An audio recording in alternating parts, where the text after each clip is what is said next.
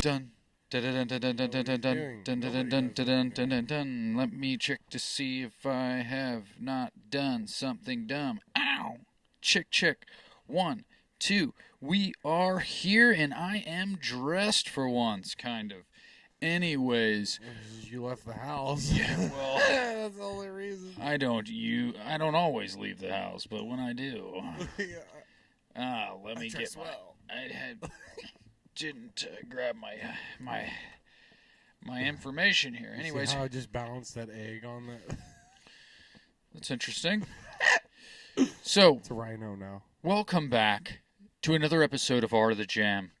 I am going to go ahead and let you know what the purpose of this episode. This is a very special episode, and I didn't really tell Space Came about this because I kind of came up with this a couple of days ago, and I have been literally running around, as they say, like a chicken with its head cut off, because I don't know. I realized how much I don't know about my own invention. When we will get to that. So I don't know jack about it besides what I'm supposed to know. I realized how much I don't know about it, and so I'm going to today. Welcome to Instructional 88. We will be holding your hand and leading you through the lay of the jam. I am your jambassador, if you will, of the doctrine, guiding you through the gospel of the game, the rundown of the divine dice, the fiat, the formula to the fodder that feeds the universe. Holy shit, this is episode 88 of Phantom Sam's Art of the Jam, and this is the long-awaited instructions and explanation of my magic dice. Before we get into that, I have a question for you all today.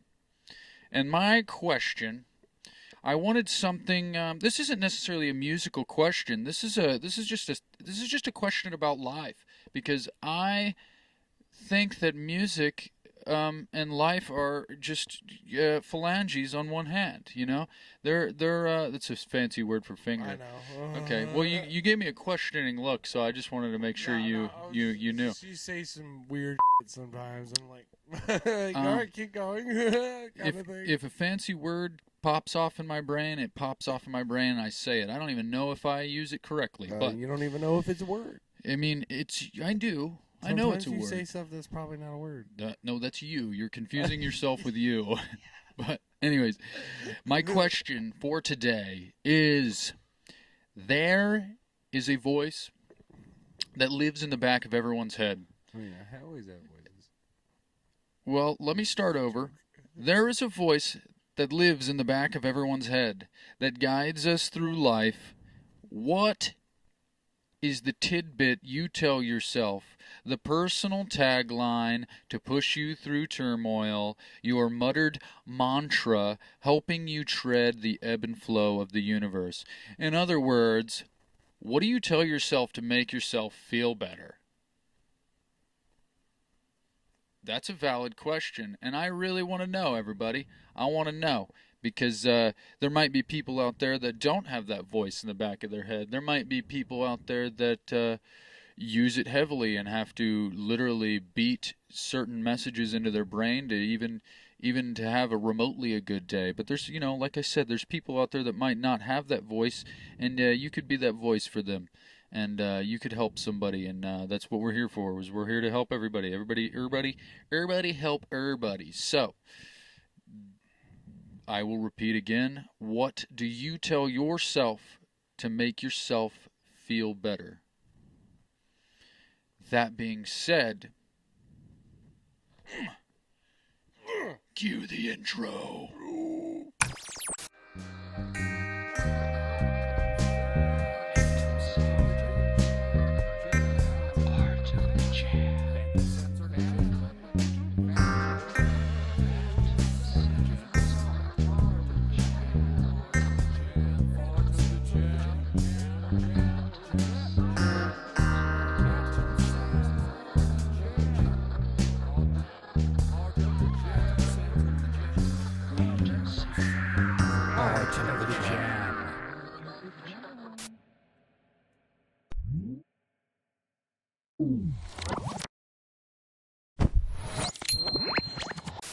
Feed the universe. We're coming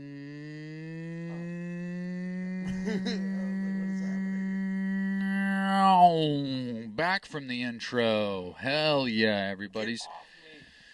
Dude, I tell you what, the fly issue. Dude, me and Angie got fucking fly swatters, dude. We've been marking the motherfuckers. Well, I just plugged in a Zevo up there. It's gonna use some sort of bright blue light to confuse the flies, and then they're gonna go in there and they're gonna be like, "Whoa, what's this crazy blue light? Oh my God, Is it a fucking? balls. It's like a fly nightclub." And they're gonna go in there and it's like, They should have had that in Bug's Life. yeah, and I think they did have something like that, like a Well, brothel or Oh not yeah, like a, yeah, but or not as something. fancy. That's like Suave, like one of them like cocktail nightclubs. Yeah, and then if you like the sticky bits in the inside are like the sweat and like dried liquor that's just stuck to the bottom of a nightclub from everybody's just gross fluids, and so they go in there and they party so hard that they fall and they stick to the floor and then they can't get up, and that's how fly traps work, fly nightclubs. But Space Camp, how are you today? You doing good? You doing right. you doing well? I'm all right. Did you have a long day today? It was not really long. No, not really. It was a medium-sized day. Yeah. I mean, I didn't have to go in at 5:30, but I still went at 5:30. Didn't have to be there till 7, so I just kind of got an hour and a half more than. Sounds like you're a fucking overachiever. No, fucking honestly, nerd. no. That's me not paying attention to the damn fucking schedule. Oh yeah, well that'll do her. That'll do her. I know exactly what that is. But so my question was, everybody has a voice in the back of their head that they listen to every now and again. That something you wake up in the morning and you look in the mirror and you're like, hey, I'm gonna have a good day. It's cool. We're all cool. You repeat a certain phrase or something. Whatever you do.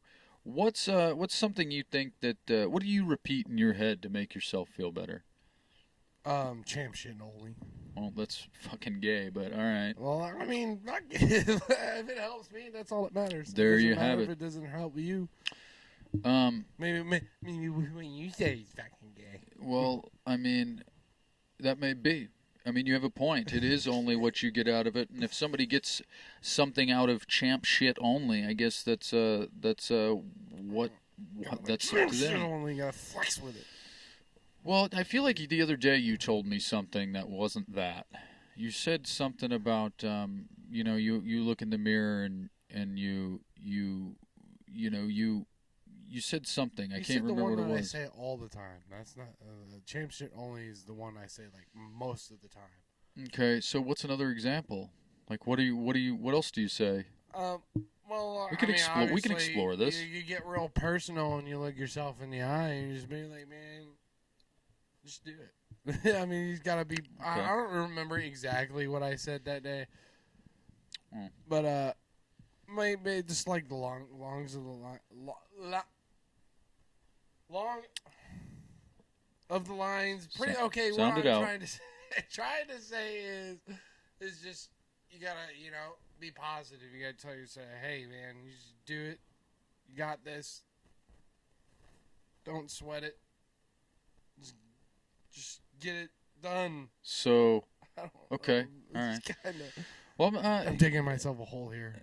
I mean, at least it's somewhat of a positive hole. That's a nice name, positive hole. I don't know. No, it wasn't. Scratch that. Anyways, dirty. My thing is I realized not too long ago that because I deal with a lot of personal issues too that I don't I think everybody does, and some people show it, some people don't, but my thing is I always, whenever I'm having a bad day or I'm in a bad mood, I realize that there is this thing called whimsy, okay, and it's a choice, I feel like. So I always like to tell myself that the best, and this isn't necessarily my quote, and I may be doing it, not doing it justice, but I heard this one time, and it's just kind of in my repertoire of positive mantras in my brain that I run to make myself feel better, and I always think the best decision a person can make is to be in a good mood. Because you don't really think, people don't necessarily identify a good mood as being a decision you can make. People think that it's like this all depends on your, the circumstances or the events that are happening in your life, or like it's always an outside force that's causing you to be in a bad mood, and that may be. It may definitely make it harder. But that's also letting something control your emotions. Exactly. That's exact. I mean, because, for sure. Like take this for example. You like make somebody mad at work, right? And they were like, "Oh, you're gonna make me quit." And I was like, "I didn't put a gun to your head. I didn't." I didn't make you do shit. Yeah, exactly. You know, like that's your decision. You made that choice. And people I don't think they understand the concept of that. No, think about that honestly all the time. People want to blame. People always want somebody else to blame for their problems, and that's. If I do it, I'm going to tell you, I'm a terrible liar. Yeah, I feel like, and that goes for anything. It's like, if you're, sorry, coffee banana burp, but no, I feel like if somebody's like, oh, you're gonna make me do this, don't make me angry. It's like, you know what I mean? It's like, you better watch yourself. You're gonna get me real pissed off. And it's like, no, I'm not. I might do something that's annoying to you, but you are choosing to be annoyed and angry at that. You know what I mean? But that same thing goes for like when you wake up on the wrong side of the bed. Like, sorry, I didn't think I had that much control over you.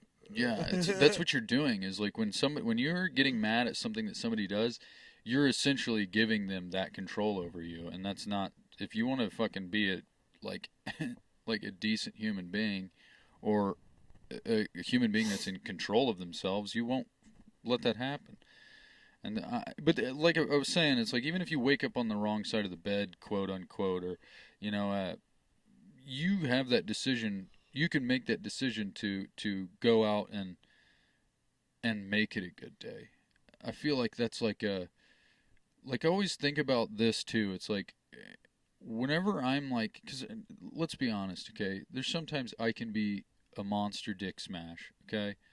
I can be a dick a lot, even when and I never mean to be, but it's like some days I'll wake up and I have to be like, dude, you don't have to fucking be like that.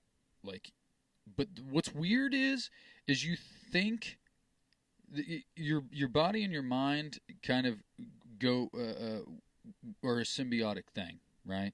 So whenever you wake up on the wrong side of the bed and you feel like you're gonna be a dick or whatever, or you're angry about something, or you're just thinking up these like negative hypotheticals in your brain, you can sit there and be like, I'm not going to be a dick today.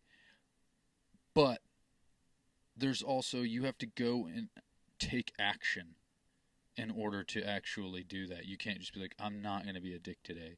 It's like, go out in the fucking world, hold the door open for somebody, tell somebody to have a good day, fucking do something nice for somebody. You know what I mean? It's like actually taking action and physically taking control of your day and your mood is a massive help for me. Like I know this is weird, but I mean, like, I've even done it for you, for instance. Like, so like if I wake up and I'm in a bad mood, it's like to even text you and be like, man, I really hope you're having a good day.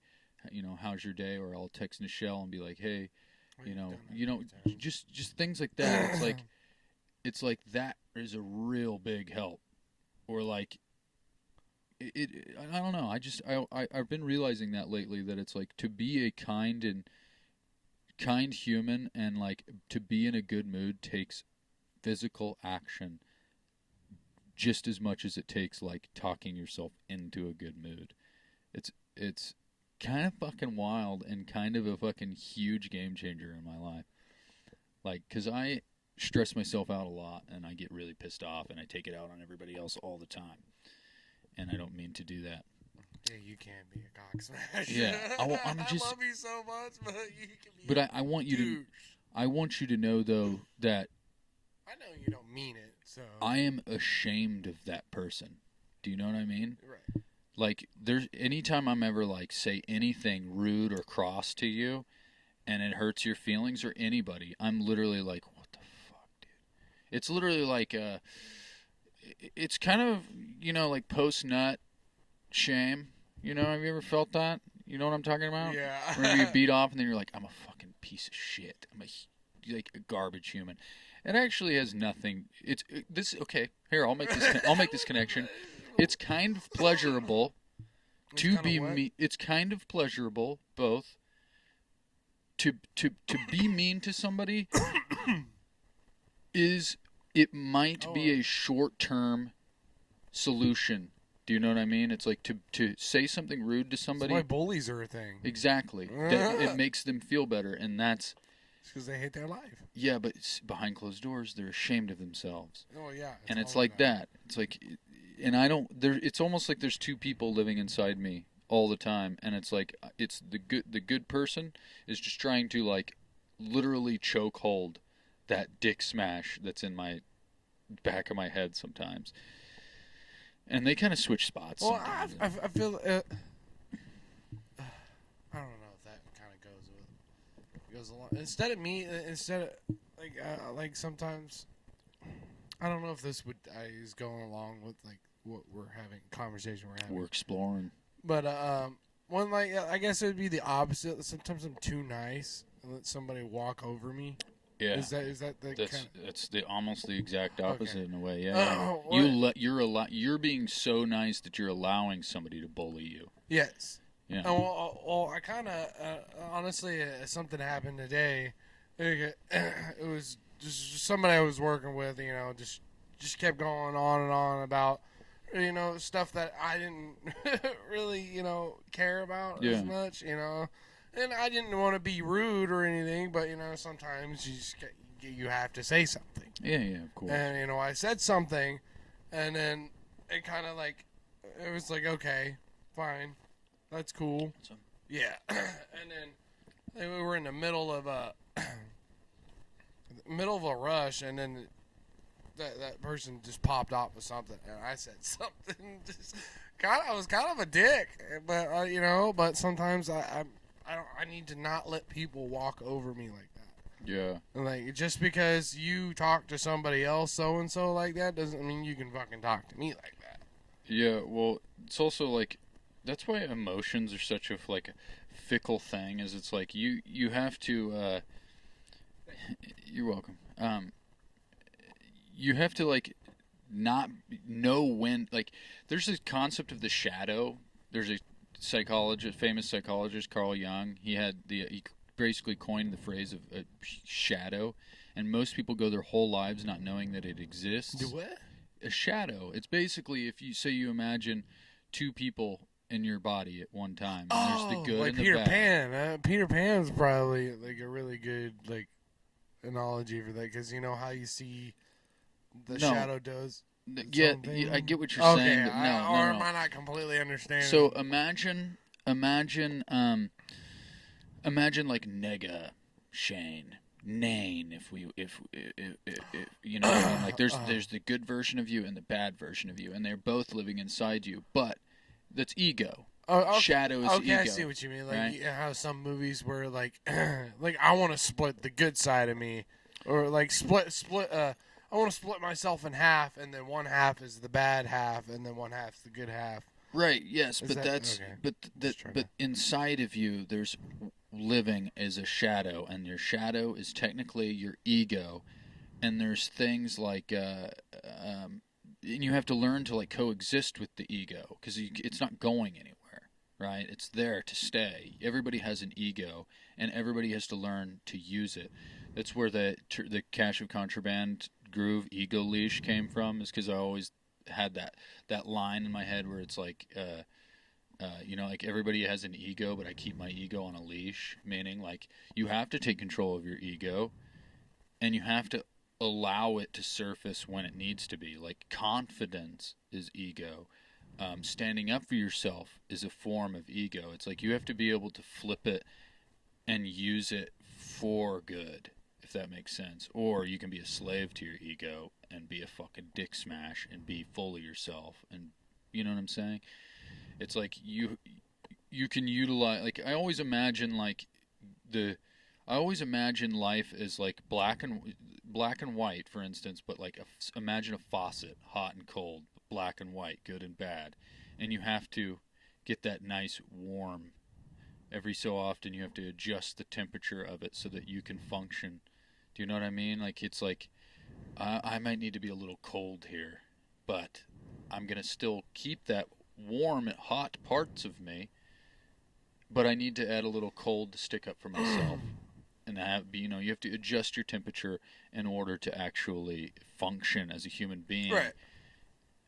It's just how it is. I feel like, yeah, dude, we kind of got a little fucking deep here. Yeah, well, that's probably honestly I like that. One of the first questions we actually could really decipher, like, understand the most. I guess that makes sense. This is the thing, is I'm realizing that, and this is going to be another episode that I want to do, but, was it Jason did that, he sampled that music is God thing. Mm-hmm. And the other night I had this huge, like, epiphany. Ooh, right? And I was like, I said that, but I don't necessarily know if I actually, like, really explored the concept of music being God. And so, you kind of, basically, we'll get into another episode, because I really want to, like, unpack this in, like, long form. But I just kind of realized that, like, these questions don't necessarily have to be about music in general. Obviously, the questions can, it is a music podcast inherently, but music is God. God is life. It's the universe, right? It's a flowing ether, right? We're just sitting in this soup, and it's music, right? So music is life, and it's omnipotent and permeating throughout everything. We're sitting in it right now. We just don't realize it, okay? Music is God, okay? And this question is music. For us to actually sit here and delve into our psyches and explore each other, that sounds sexual, but explore each other's minds, do you know what I mean? Right. It's like that's music in itself. I feel like, I always said this to Nichelle, but before Janice passed away, it was like, to see my dog laying on the porch, huffing and puffing in the sun, was music to me. Just sitting on the porch with her is music. It's all music. Everything is fucking music. And I love that. And that's why I'm like, it really made, this epiphany really made me want to ask real questions that can help somebody. Because that's what music is about, is we're all together and we're all here to help each other. And I can't say anything else other than everything is fucking music all the time, always. Music is fucking God. Sample that, asshole. I'm just kidding, you're not an asshole, I love you, and that was the fucking dopest shit ever. But anyways, I guess I'll get into the next part of this. We'll take a hard turn. Were you talking to Jason when you said sample that, asshole? Yeah. But I love you, Dan. I'm going to plug something in. See, like this hat that I'm wearing? Yeah, you should go check them out. Stalfos. Yeah, they want to be on the show, actually. We're going to have them on the show soon, probably. Well, good, because I fucking love every single one of them. I don't know the new guy yet, as we haven't met him. But I heard that he's dope. But if you hang around with Evan, Jason, Timothy, and is it Jeffrey? Jeffrey. It's his name is spelt weird because you don't really see it with a G. Jeffrey with a G. Oh, that's like a German spelling. Dude, it's honestly really cool. Yeah. There's a professional skateboarder named Jeff Rowley from back in the day. I don't know if he still skates. He's probably like 50 now, but I guess they're all still skating. But when I was a little kid, I always used seeing his name, and I was like, who the fuck is Geoff Rowley? And then somebody was like, you mean Jeff? We're going to start calling you that. Geoff? Is it Geoff? Yes. Yeah. But also, I was like literally like 7 years old when I thought that. But I will go ahead and I will get into the album of the week here.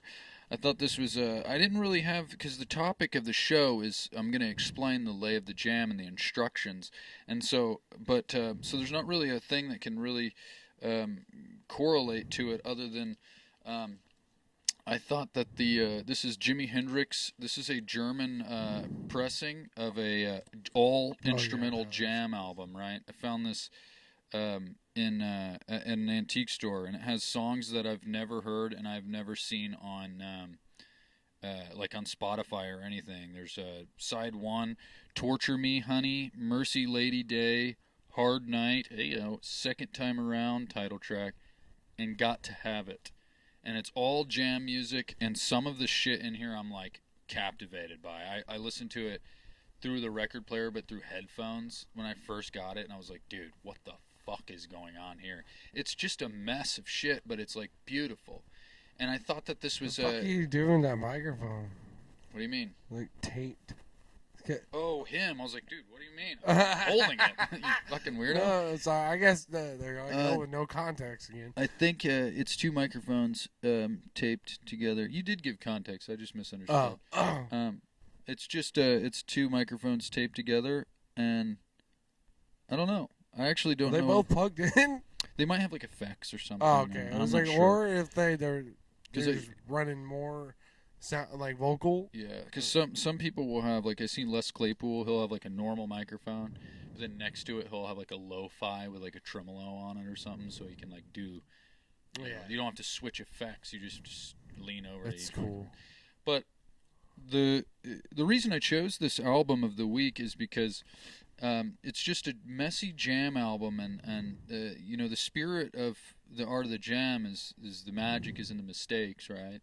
And so I thought this was just so flawlessly flawed, and I love it. It's beautiful, and I liked the title "Second Time Around" because it kind of alludes to just the whole idea of the question and the topic of everything. It's if you didn't get it the first time, you can get it the second time around. You know what I mean? It's just, you'll get it. Just keep fucking doing it. And Jimi Hendrix always said what did he say? He was like, if you fuck up, do it again. Pretty much to make it look intentional. Those aren't the exact words, but it is what it is. You get the picture. And so Jimi Hendrix, Second Time Around. I don't know if you can find it on streaming platforms, but if you want to check it out, don't let the disc fall out, because it's like on the open side. Yeah. And I keep them so I can just slide them out instead of the sleeve all closed up there. But while you look at that, I will preface, this is the... I always put the sleeve in, and so it doesn't fall. Like... You're supposed to, but I keep them so I can just slide them in and out, because I got into that habit because do you actually, speaking of that, do you got extra sleeves?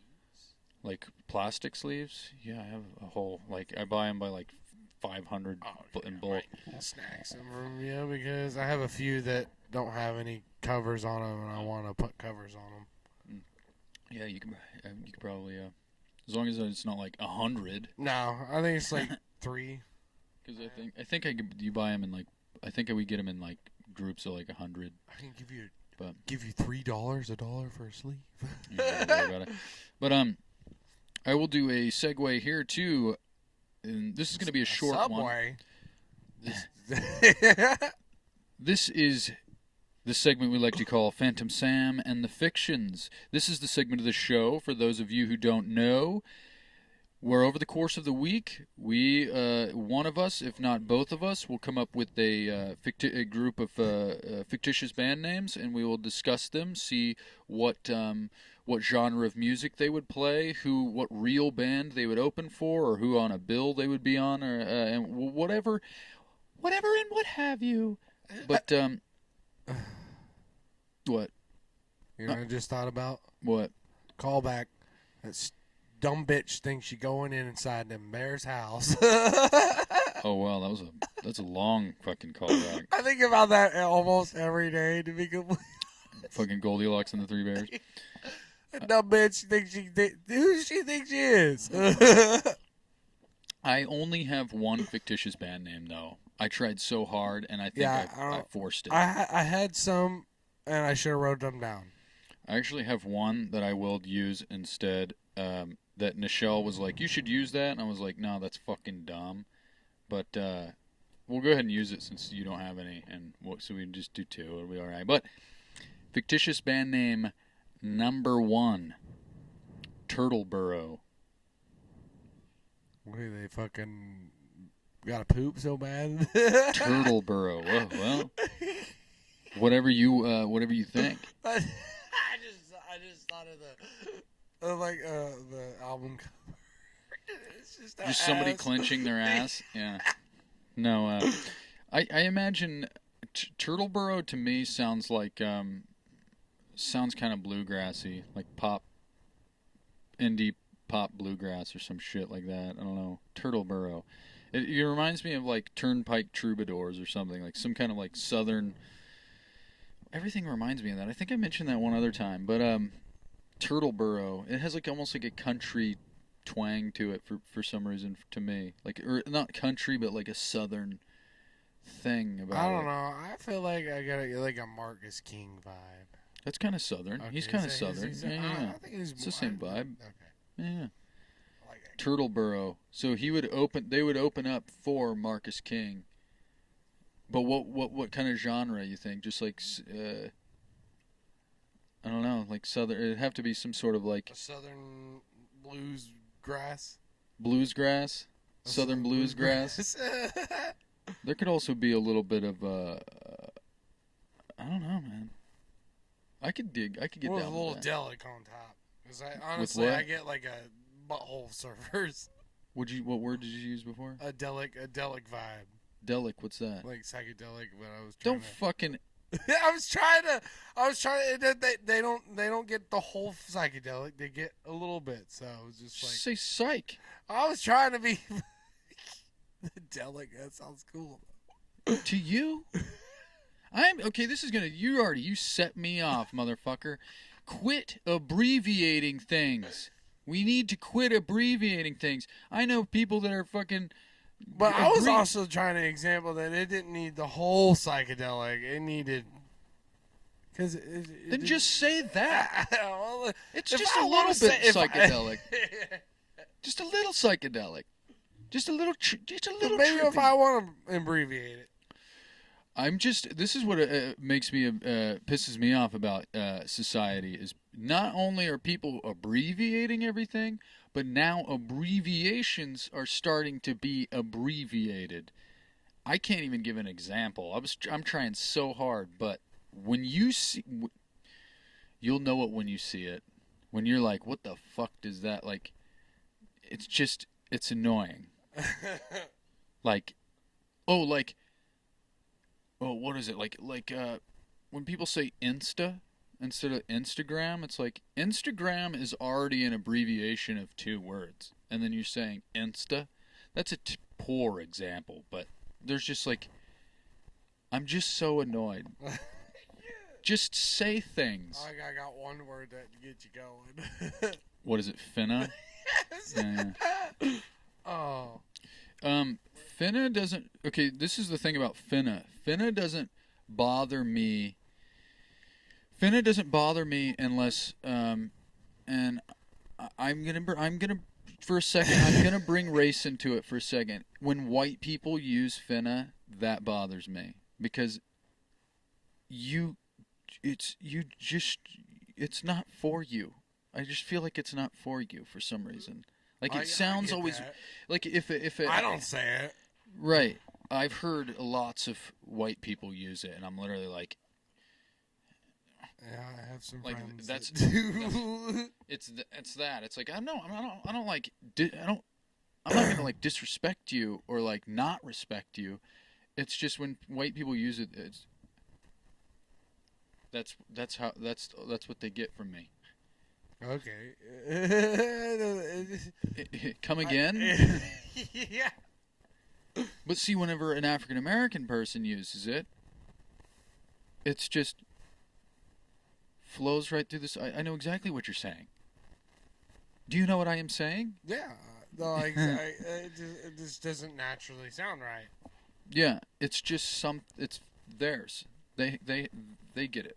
I don't I feel weird hearing and you know what? I don't care if white people use it. It's just weird to me. I don't know. Anyways, I feel like the past couple episodes I've been dumbass lingo. Other than champ shit only. No, I'm kidding. I'm just fucking with you. But actually, I've been using that for a couple of years now. I've been using this since the 1992. Actually, too big. 2022. You know exactly when you started using champ shit only. Yeah. You fucking lunatic. But so Turtleboro, they're a little delic, and it sounds cool. I'll give a shit. I will give you this one. I'm not gonna say it sounds cool, but I'm gonna let you have it because you own it though. Nobody else can say it. It's your finna, actually. You get that one, but I probably won't ever say it again. Then I guess you don't believe in it that much, do you? Like I said, it was just a spare of the moment kind of thing. Yeah. Turtleboro open up for Marcus King. They are indie pop bluegrass with a little delic, southern rock, whatever. All of those things. They don't get held down by nobody. No bad dream motherfucker gonna boss them around. But I'll give you good dreams. Fictitious band name number 2. This is the one that Nichelle told me to use, and I didn't want to, but I just decided that I would do it. And Hefty Meat Sack. Okay, see, let me break down why I didn't want to use this one. This one doesn't even sound like a band name. She was like, that's a good band name. You should use that one. And it's like, literally all it was a bag of ground turkey, and I was like, man, this is a hefty sack of meat. And she's like, a hefty meat sack. It was like, band name, and I was like, dude, shut up. But we can explore it if you'd like. Hefty meat sack. All I think is Aqua Teen. Yeah, I feel like they would just be like a joke band, like almost like Psycho Stick. Well, you know, like MC Chris. He's literally from did a lot of the song, like music in Aqua Teen Hunger Force. Okay. He's the one that did. He was Sirloin, and oh my god. He was like, I want candy, bubblegum and taffy, skip to the sweet shop with my sweetheart Sandy. I'm a sugar daddy, blah, blah, blah, blah, something, I want candy. Any kind will do. Don't care if it's nutritious or FDA approved. He's like, it's like that. I feel like they would just be like, it would just be, not even rap, it's just like a joke. Like a silly band. Okay, yeah. Psycho Stick would do like Duck, Duck, Goose. Yeah. Duck, Goose. Yeah, they would just do like I feel like they would do. Well, they parodies of like big nursery rhymes. Yeah, they did Bodies Hit the Floor. They did Only Count to Four. And they did like Saliva's Click Click Boom, Duck Duck Goose. Okay, I can see that. Yeah. Hefty meat sack. And then they got beer. All I want's a beer. Hefty. Oh. Yeah. No, trash bag commercial. Yeah, this is what I was about to say is Hefty Meat Sack. They do like not death metal, but like almost like not like screamy metal, but like almost like a pentagram vibe or something, but like of like Black Sabbath or something, or like Ozzy, like that type of heavy, but of like they just do parodies of commercial jingles. Dude, it's funny. Hefty, dong dong. like something, you know. That was Sweetly, but anyway. Yeah, but then they would open up for whoever the fuck you just said. Who are you? Psycho Stick. Psycho Stick. There you have it. They'll be on the same bill as them. And Diarrhea Planet. Oh. I don't even remember what kind of music they play. It's actually kind of funny because... Why is you selling Blue from Blue's Clues? I don't care what anybody fucking says. That was a flawless Blue impression. And this is my Steve. I died of heroin and... never mind. He didn't do that. It's actually, I just watched his interview with Rainn Wilson on... Rainn Wilson, who played Dwight Schrute in The Office. Yeah.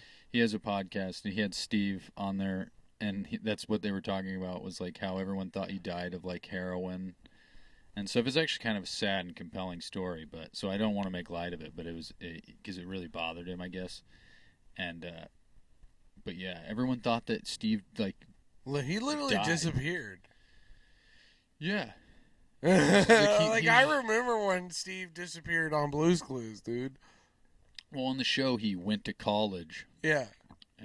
Yeah.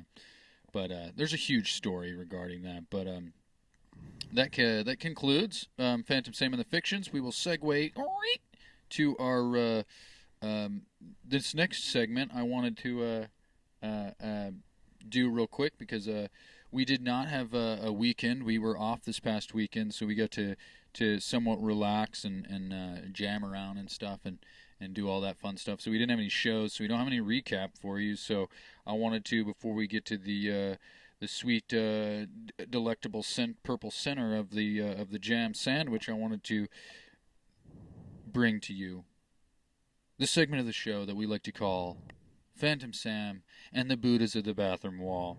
This is the segment of the show where we go around to all of our shows and we go into the bathroom, and usually every venue bathroom, in the midst of all the vulgarities and dick drawings and miscellaneous stickers and goop and everything that just kind of culminates onto a bathroom wall over time, there's always something in the middle of it that's just like a message that's just like, ah, and it's enlightening, and it makes you feel good before you go on stage. It turns all those bad feelings into good feelings, right? I just remember something. What?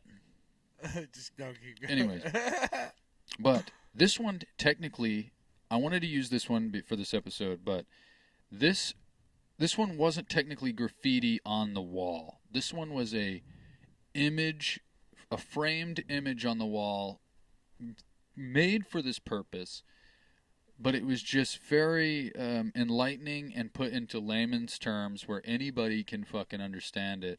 But it was I'll put it right here, bing, and it was a photo of I think it was either a Buddha or I can't remember if it was a Buddha or a Hindu deity. I'm pretty sure it was a Buddha, right? But it just said underneath, scratch that burp. It said underneath, let that shit go. Simple, to the point, let that shit go. There you have it, folks. Take that to heart. And whatever you have, I've been doing a lot of clicks this episode. Anyways, but let that shit go. Anything that's building up inside of you, you tell somebody about it. Talk to somebody. We want you good. We want you good. So let that fucking shit go. All right. And I guess that means there's only one thing left to do before we get to our topic for today, and that is for us to get to the jam portion of the show. Do it. Shh, shh, shh, shh. Secret time. It's secret time, everybody. Would you like to know a secret? Yeah, Shazer, I'd like to know a secret. I'm about to attempt to teach you music theory after this jam.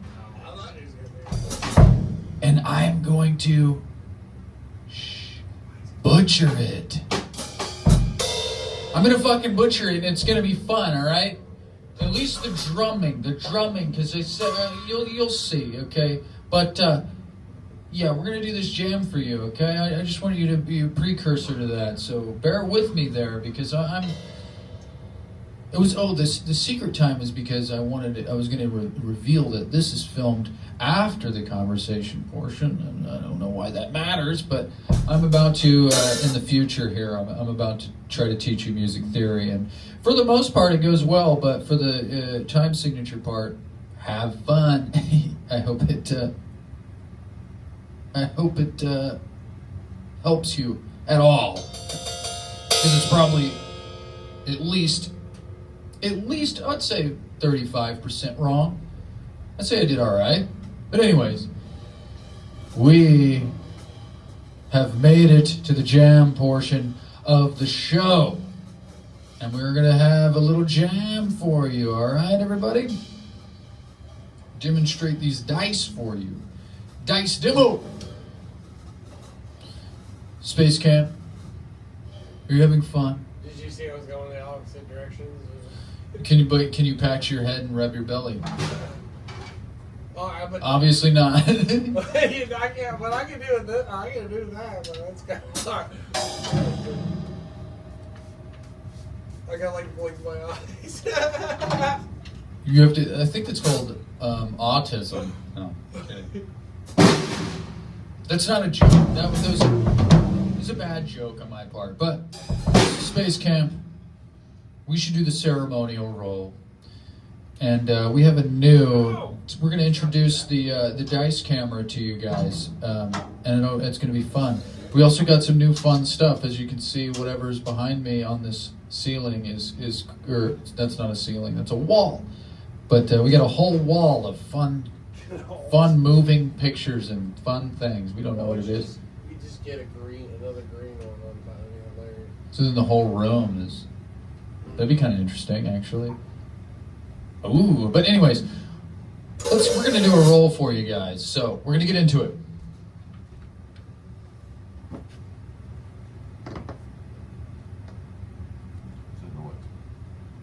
I don't know, but I shushed it. Is this thing on? It is on. Yeah, the audio of that will be cut out though. So what's going to happen is, as we do the ceremonial roll, Space Camp is going to get the key and the quality, and I am going to get the time signature and the accent beat. So, ready? We're going to do a 70 and roll on the 8. This is rolling, right? Okay. Ready? We are. 1, 2, 3, 4, 5, 6, 7, 8. Oh, wow. So as you can see, our roll for today That's kind of funny. is D minor 7, 5/4 with an accent on the 1. This will be fun. Okay. So, bingo.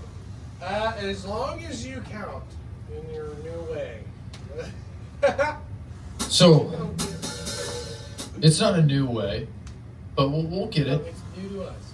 I mean, I guess you could say that, yeah. But our roll for today is... Our roll for today is the key of D. The quality is minor 7th. The time signature is 5/4 with an accent. Have I gone up yet? Accent on the 1. Fun stuff. You can clearly see it on the dice camera. That's what the dice camera was for, was so that I didn't have to do that anymore, but I did it anyway, so fuck off. What? Get out of here. There's a pest man on off screen right now. Oh, that's what that noise was. 'Cause we both Spraying for paused. spiders. Spraying for spiders. But all right, let's make a bunch of noise. So This is forever instilled into this episode, so I hope you're happy. Nichelle from episode 42. I don't know what episode you were at, like 78. Valentine's Day. Why did you say 40? I don't know. That was a long time ago. But let's get into this because I have to piss. No. But yeah. No. Whoa, not yet. All right, we got to do it.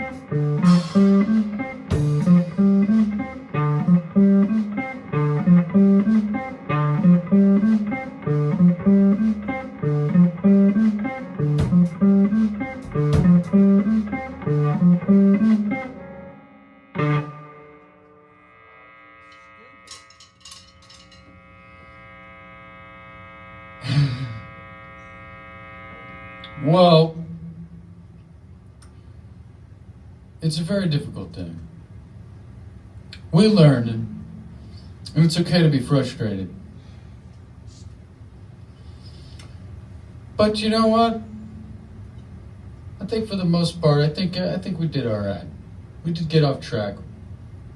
It's all right. We just need to we'll get it. There's no reason to. We have our whole lives ahead of us in order to learn. That's the point of this. But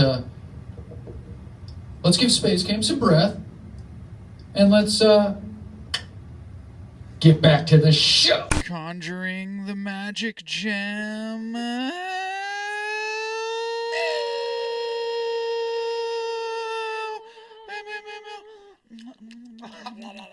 Let me suck on your fingers. Oh. Never mind. We just made that awkward. Maybe we'll cut that out.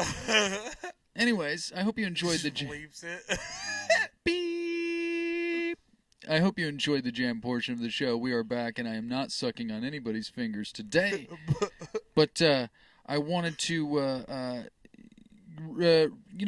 refresh your mind from the beginning of the episode. But this is episode 88 of Phantom Sam's Art of the Jam, and this is the long-awaited instructions and explanation to my magic dice, which I'm sure if you keep track of the show, you see the die.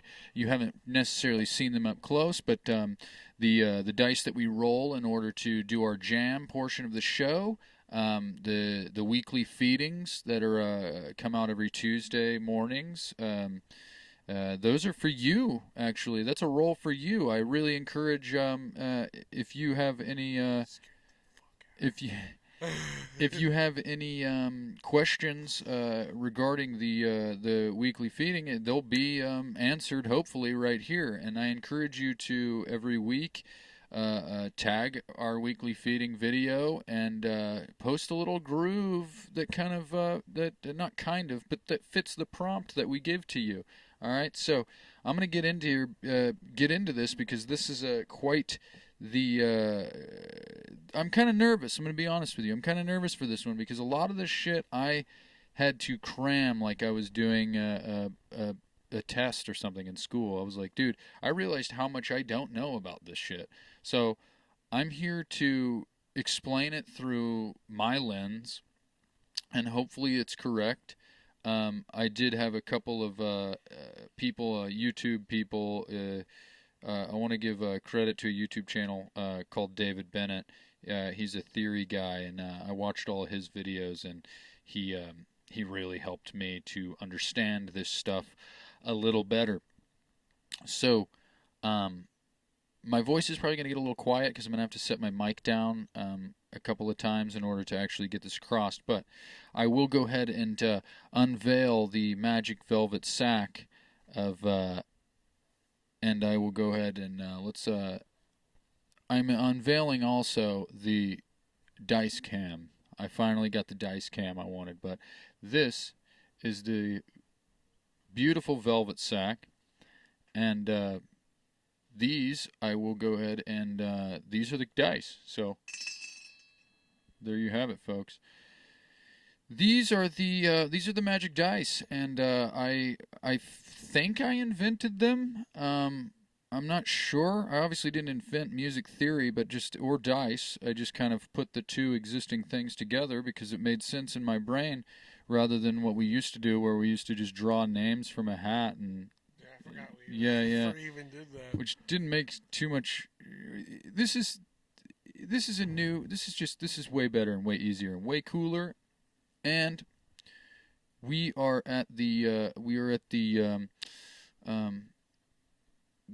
universe. You know what I'm trying to say. We're at the whim of the universe with these dice. The universe truly decides what we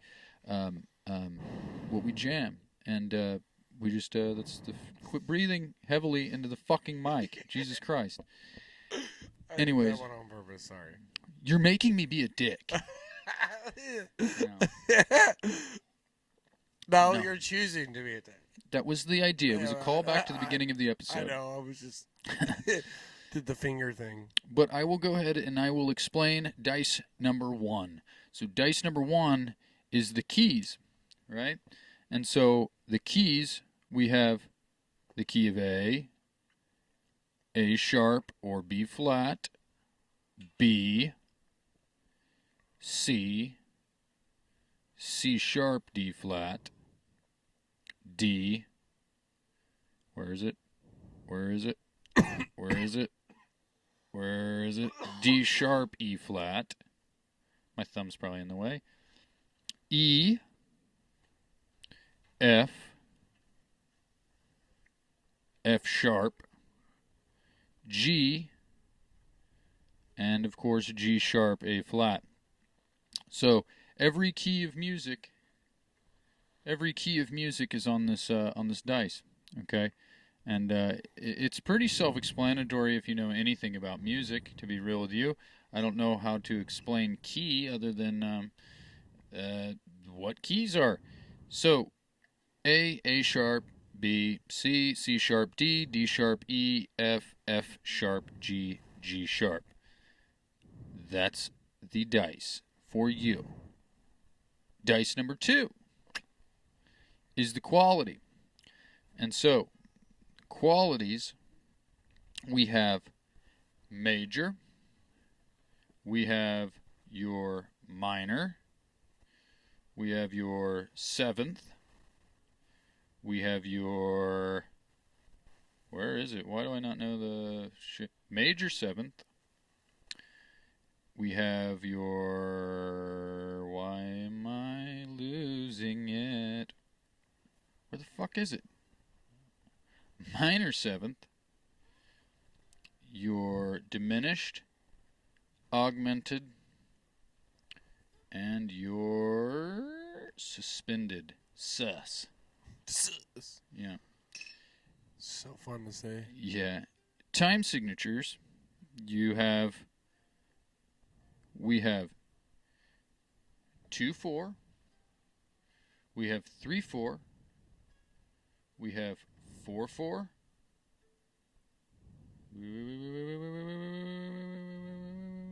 Where is it? 5/4. 6/8. 7/4. 9/8. And 12/8. And then your accent dice, we have just numbers. This is the accent beat, and the faces of the dice just read 1 through 12. So if a number surpasses the amount of beats in the measure, it rolls over again to prevent a re-roll. So if you have 3, 4, and you roll accent on the 4, that's 1, 2, 3, 4. So you would have an accent on the 1. All right, so let me explain a little further into each of these dice using my guitar. So, qualities. Well, here I'll run through our. I don't know if you can hear me very well, but I'll try to speak up a little bit. So, with our keys.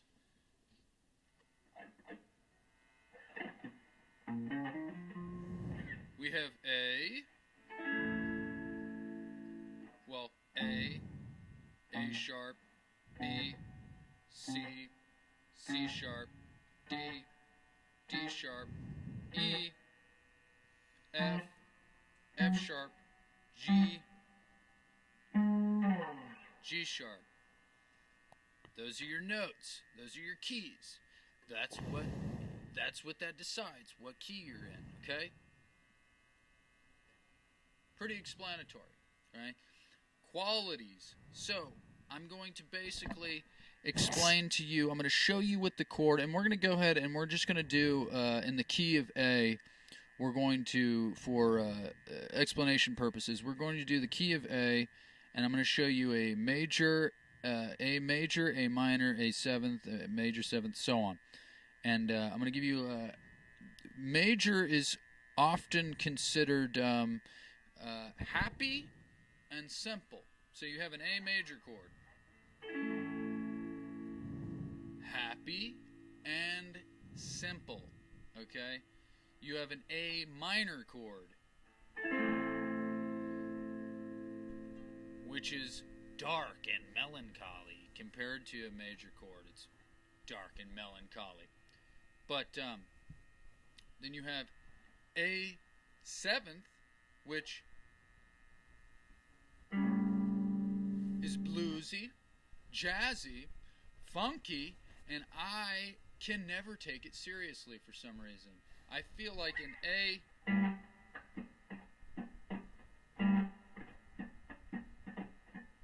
it just sounds silly. It's just a silly little chord. I don't know. Don't think. It just sounds I don't know. It just sounds weird to me. That was a triad of a seventh, but you get the point. A major seventh. So you have A major seventh.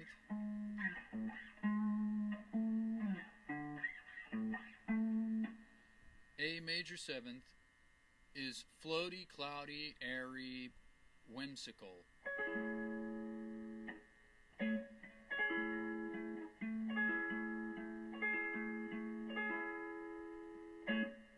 A major seventh. Minor seventh is, I honestly, this is something, and I want to know your opinion on this, Space Camp, because minor seventh, I was trying to figure out what characteristics you would give it, like what does it sound like? But honestly, I use a minor seventh. I use that so much that it just sounds like just normal to me. It's like jazzy, but it just sounds to me normal. I don't even know what to like. You know, whether it's like a happy chord, a sad chord. It's just.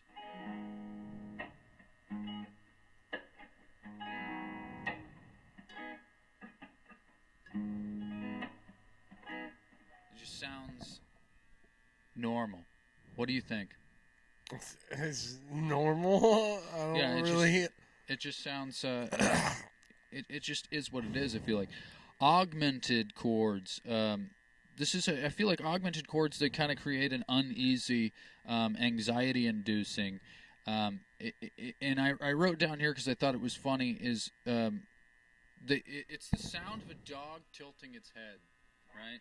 So if you have the fuck, what are you doing to your fucking fingers? It's an A augmented, uneasy, anxiety, the sound of a dog tilting its head. I don't know why. I feel like a dog tilting its head is a little happier than that, but for some reason it's just like one of those.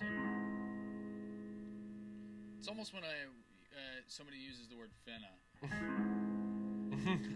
It's like that to me. You got a diminished chord. So A diminished, it's tense, dissonant, questioning, and mysterious. So I like that. I feel like that's like the detective chord. I feel like because it's like a noir questioning. Something is afoot. There's a mystery afoot. That's what I think about it. But and then suspended is open and expansive. So suspended chords.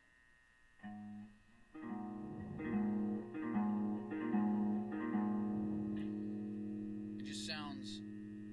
It sounds to me. Suspended sounds like a Microsoft background. You know what I mean? A desktop background. You know, It's just like a blue sky and just rolling green hill. That's what it sounds like to me. It's just. Right.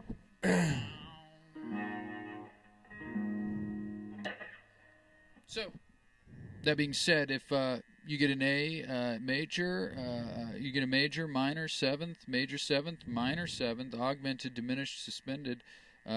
Those are that's what you're looking. That's what you're looking for whenever when you get the roll.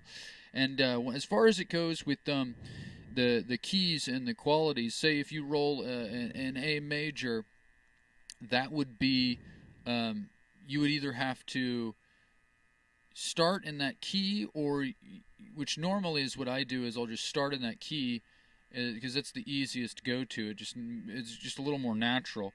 But you can also it just has to be incorporated in your groove whenever you're when you begin your jam here. So I think that's pretty much all I can say about that. Is your key, your quality. That's where you start as a stringed instrument, or obviously you can't tune a drum kit to A sharp. I mean, you can, but who's gonna fucking do that? But you can't tune a fish. I mean, you can, or you can't. Well, but so for keys and qualities, yeah, you're going to begin in that key with the corresponding quality, and that's that for that. Time signatures. This is the part I was the most nervous about. So, because I am not a percussionist. If you didn't know. But and yeah, I can hear that. So I'm just No, I did that on purpose. No, I know, but I can hear it either way. So but this is where I'm the most nervous, because I am not a percussionist. I do not I'm going to try my damnedest to explain these time signatures, but so as far as time signatures go, so we'll start with 2-2 or 2-2-2 2-4. See, I'm already fucking up. But you got 2-4, right? And 2-4 is we'll explain the top number is the number of beats in a bar of music, and the bottom number is the type of beat the meter is measured in. So if you have a 4, it's 4 being quarter notes, 8 being eighth notes. So 2-4 would be 1-2, 1-2, 1-2, 1-2. So it's something like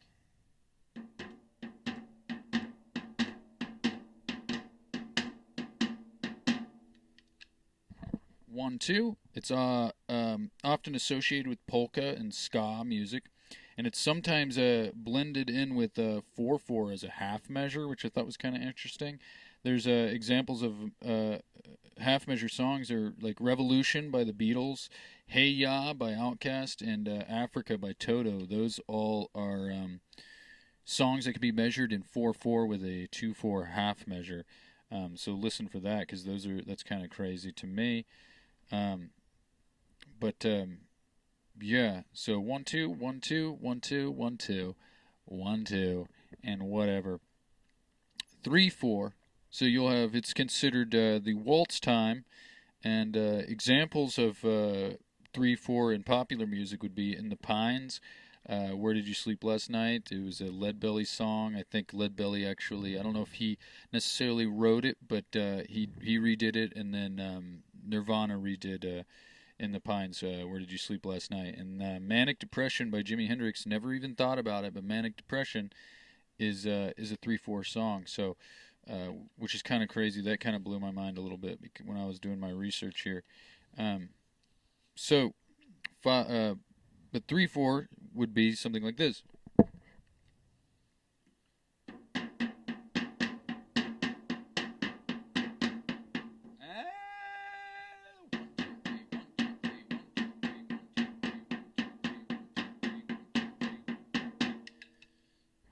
Waltz time. 1, 2, 3, 1, 2, 3, 1, 2, 3, 1, 2, 3. This is where I'm going to start pulling my hair out and fucking up, because those are pretty self-explanatory. You obviously have 4-4. I think I actually missed 4-4 on here. I did. I didn't even put 4-4, because 4-4 is literally everything. Literally anything in popular music is mostly 4-4. Just 1, 2, 3, 4, 1, 2, 3, 4, 1, 2, 3, 4.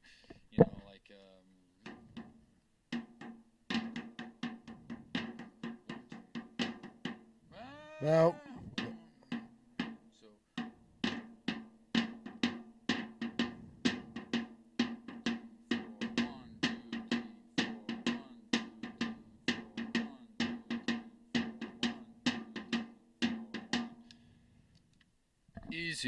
Easy peasy, lemon squeezy. But 5-4. This is like I said. This is where I'm going to start probably fucking up, because I'm trying to understand it as I'm explaining it to you. This is the first odd time signature. This is 5/4. Odd time signature is something that does not divide by 2 or 3. So examples, the golden example of 5/4 is Take 5 by Dave Brubeck. The Hanging Tree by Queens of the Stone Age is a 5/4 song. Also the intro to White Room by Cream is in 5/4, but then after the intro it drops into 4/4, which makes for a weird little change of feel, which is cool. What's crazy to me is 5/4. I always just thought, 1 2 3 4 5, 1 2 3 4 5, 1 2, just adding a 4 or adding a fifth beat to your 4/4, which is pretty much what it is. But I realized that most people will. This is why I realized it's like theory. There's a swing to it.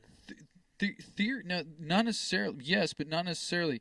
This is where I realized that music theory is something you learn and then you just forget about because it doesn't actually fucking matter. Because there's people that, like, the easiest way I figured out to understand 5/4 and all these odd time signatures is just to split it up into two different things. So it's like into two different time signatures. So if you have 5/4, if you split it up into 3/4 and 2/4, it's way easier to explain to understand. So meaning like 5/4, and you do like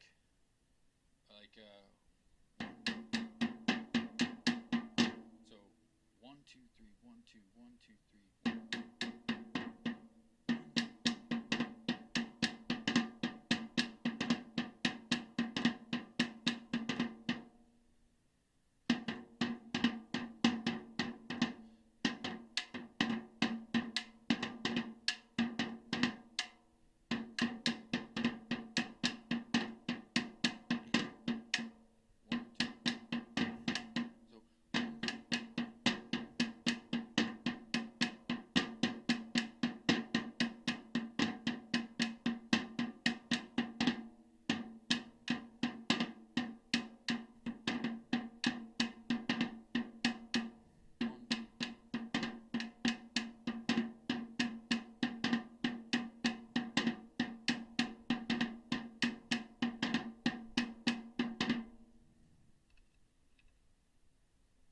Yeah. That makes sense to me. 5/4. If you divide it into 3/4 and then 2/4, it seems a little easier to understand. Or you could do 2/4 twice and then one beat. You can do a 4/4 with an extra beat. 1 2 3 4 1 1 2 3 4 1 1 2 3 4 1. However you really decide to do it. That's why I'm like, dude, theory doesn't necessarily mean anything. You can just split it up into whatever you want, and it is what it is. 6/8 is the next little bit on here, and 6/8, much like 3/4 time, but it's 6 beats in a measure and in compound meter with an extra pulse on the 4th beat. So imagine compound meter is 1/8 notes essentially. So 6/8, you'd have kind of like, here's the difference. Here's 3/4, and here's the difference of 3/4 and between 3/4 and 6/8. So you'd have 1 2 3 1 2 3 1 2 3 1 2 3 3/4. So 6/8 would be so 1 2 3 wait 1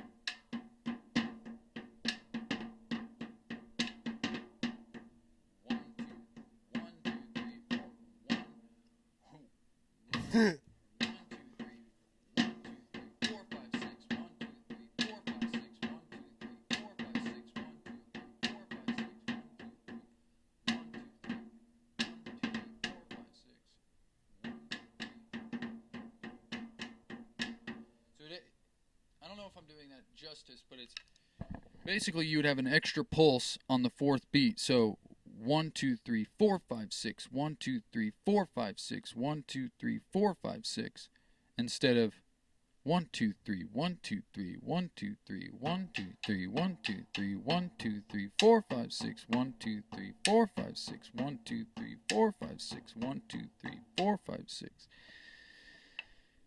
Yikes. Anyways, 7/4 is another odd time signature, and it's easier to understand, just much like 5/4, is if you divide it into groups of 3 beats and 4 beats.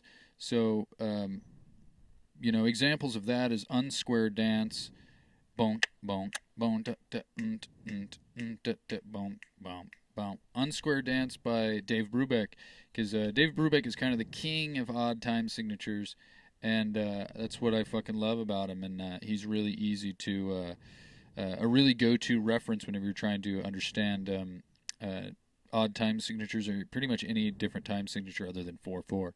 So, but Unsquare Dance by Dave Brubeck, Money by Pink Floyd is a shuffle 7/4. Boom, ding, dong, dong, dong, boom, ding, dong, ding, dong.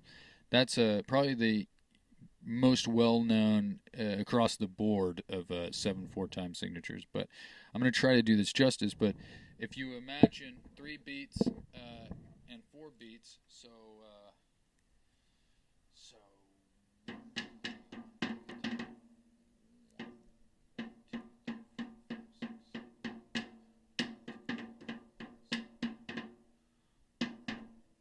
See, this was what's so hard. 1, 2, 3, 1, 1, 2, 3,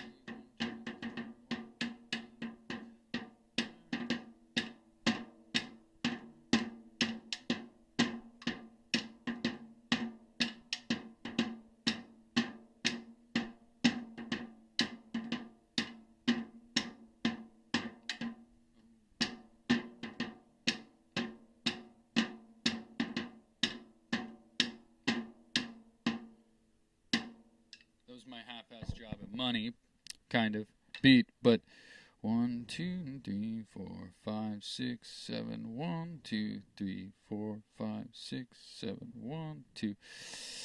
That one's a difficult one. Like I said, I'm not a percussionist, so this is a very difficult. But that's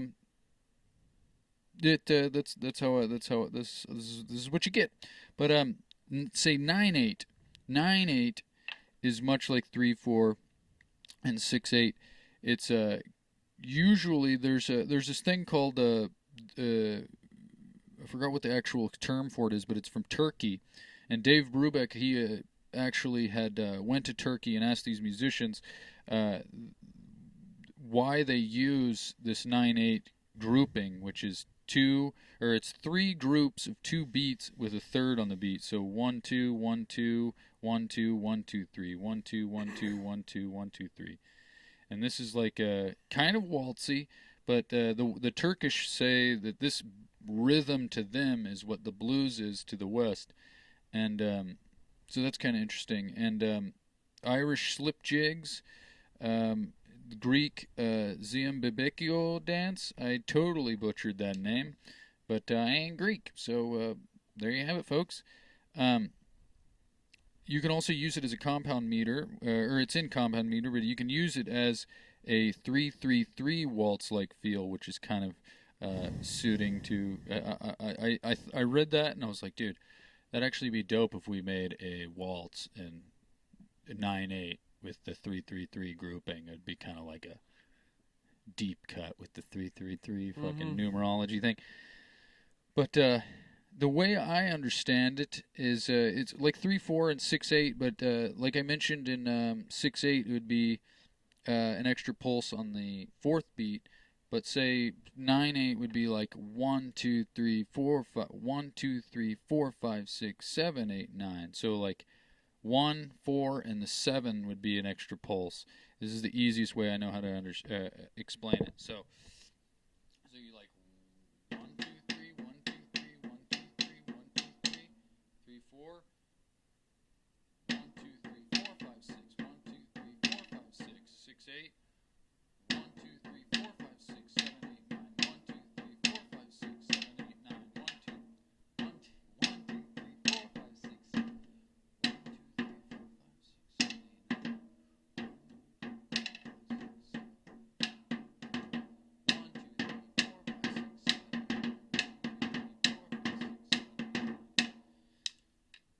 last one wasn't that. But and this same thing kind of goes for 12/8. But examples of 9/8 would be The Crunch by Led Zeppelin and Blue Ronda a la Turk by Dave Brubeck, of course, because Dave Brubeck does fucking everything because he can and he's cool. And he's dead, but that's awesome. Not that he's dead, but it's awesome that he does cool things. 12/8 is most natural way to approach is a shuffle beat with 4 groups of eighth notes, strong beats on the 1, 4, 7, and 10. So much like the 3, 4, 6, 8, 9, 8, then you get the 12/8.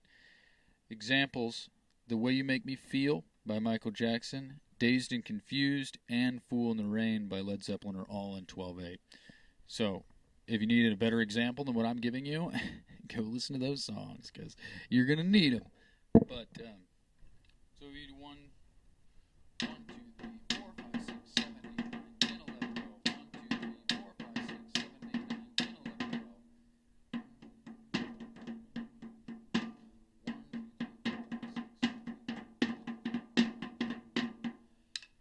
I realize I'm doing these all in like tribal beats, but that's all I got. That's what I do. That's what I do is I do tribal beats, and I'm playing with one drum. So you a extra pulse on the 4, 7, and 10 for 12/8. 4 groups of 3 eighth notes. So so 3 eighth notes. So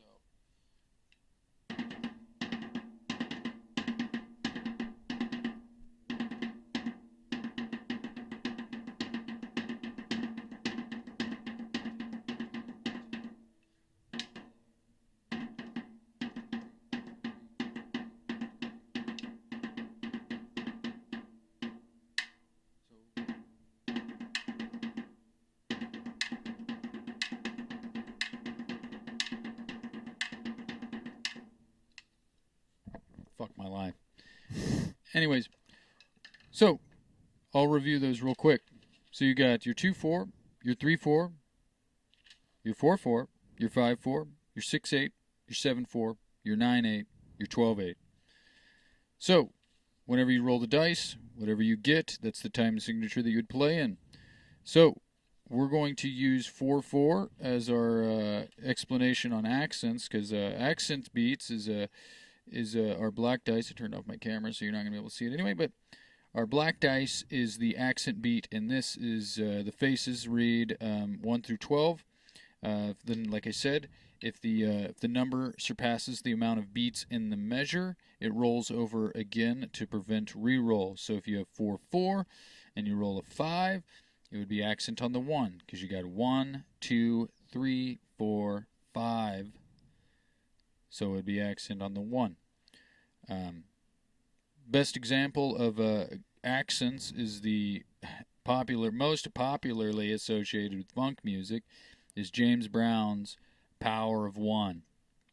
And so that's just heavy on the 1. So we do 1, 2, 3, 4. So 1, 2, 3, 4, 1, 2, 3, 4, 1, 2, 3, 4, 1, 2, 3, 4, 1, 2, 3, 4, 1, 2,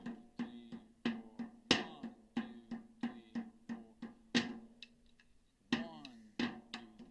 You can pretty much hit that 1 and then play whatever you want until you hit the heavy on the 1 again, because that's just how funk works, man. You have that heavy 1 and it makes it all funky and heavy and weird and cool.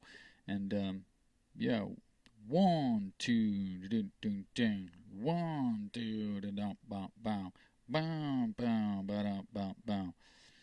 And so be it. Say you were to do you accent on the yeah. And if you were to do, say, accent on the 2, it'd be like 1, 2, 3, 4, 1, 2, 3, 4. Accent on the 3, 1, 2, 3, 4, 1, 2, 3, 4. Accent on the 4, 1, 2, 3, 4, 1, 2, 3, 4, 1, 2, 3, 4. This is way easier to explain with my mouth than on the drums. And so wherever you accent on it can actually kind of create a different feel for, a time signature that you're already familiar with. Maybe your accent to get somewhere there where you never really expected you could or would sound interesting. And sometimes these come out fucking weird, but it's fun.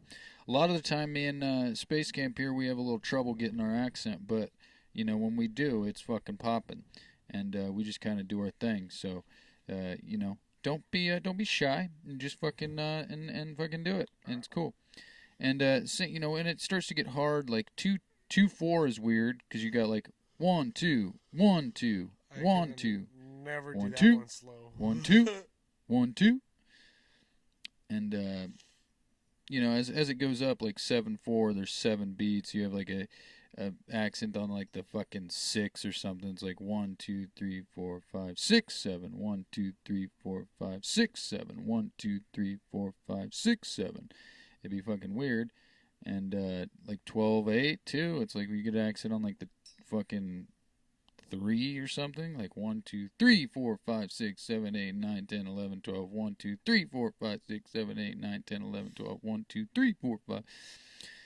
So it's just it's fun. We're at the whim of the universe, and it's when we roll these dice, the universe has their way with us, essentially, and that's what's beautiful about this is it kind of forces you to come out of your comfort zone. It kind of forces you to play something and fuck up and find out, to fuck around and find out, and that's the beauty of this whole thing, man.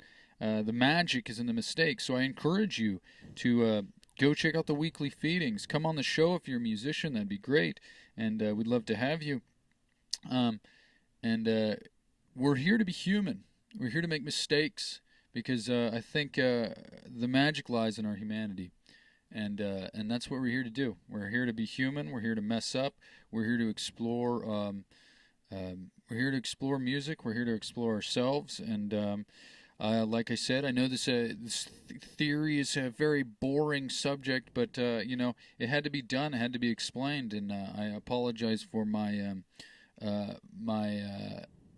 shitty drumming because I'm not a drummer. I know rhythms. I don't. I know time signatures. It's just very. I'm very on the spot right now, and it feels weird to me to try to explain this to you, but. It did actually help me to. It was way easier to explain it with my mouth than it was with the drum, so that's why I kind of ditched the drum there at the end. But I hope this was helpful. I hope this shed some light on the lay of the jam here and these magic dice. It is one of those things that it's like Space Camp always asks me. It's like how do you know what the key is or the quality? Like not saying like according to the dice, but where do I know on the fretboard where it is or what it is and how to shape it and whatnot? And it's like it's way easier to just do it. It's very hard. My only explanation to Space Camp is that I've just had a lot of years to learn what they are. I just know what they are. I don't even, when somebody's like, how do you know what it is? It's like, I don't know. I just know. And like, that's why it's very hard to explain with the time signatures on the drum is it's like, I know what it is. Do my hands know what it is? Not as well as my brain knows what it is. And so it's just one of those things that you gotta fucking get out there and try and be willing to set your ego aside and just fucking do it. And just fucking do it. Enjoy yourself. Enjoy messing up. Laugh with your friends. You miss a note. You miss a beat. You drop a stick. You hit a string weird and it just... It's like just enjoy and revel in that moment. Because that's what makes it. It's not hitting every fucking note perfectly every time or every beat perfectly every time. Just let the universe happen to you. Let it happen and enjoy it while it's happening. It's beautiful. Music is beautiful. Music is fucking God, dude.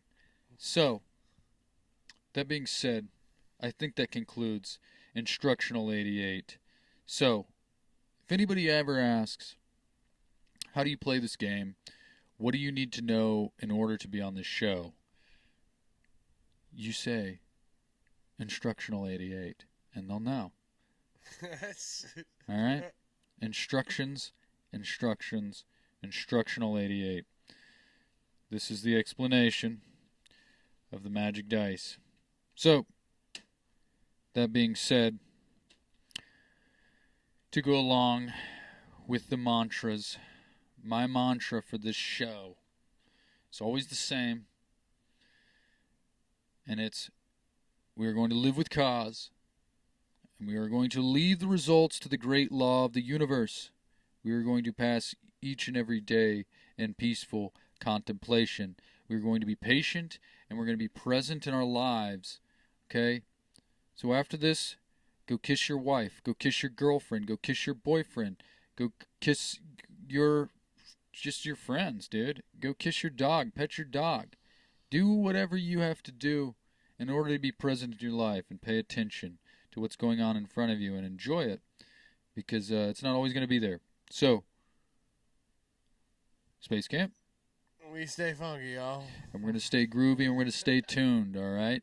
So, without further ado, we just brought to you Art of the Jam. Art of the Jam. That's kind of nice. I like that. You're always playing off the ukulele, and it's kind of interesting. Totally fucked this up. I totally bombed it. It's a fucking nightmare. Anyways.